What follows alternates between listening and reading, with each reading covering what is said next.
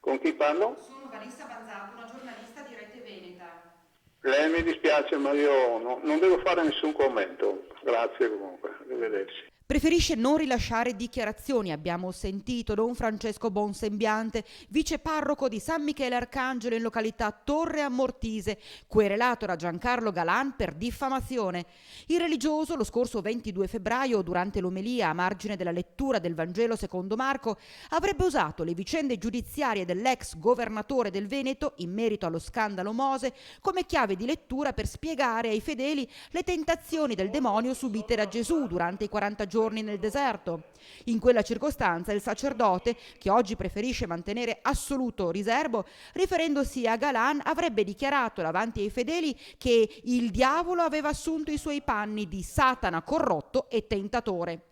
Ed essere paragonato proprio a Satana, a Giancarlo Galan, ai domiciliari nella sua villa di Cinto Euganeo con l'accusa di corruzione, non è andata proprio giù.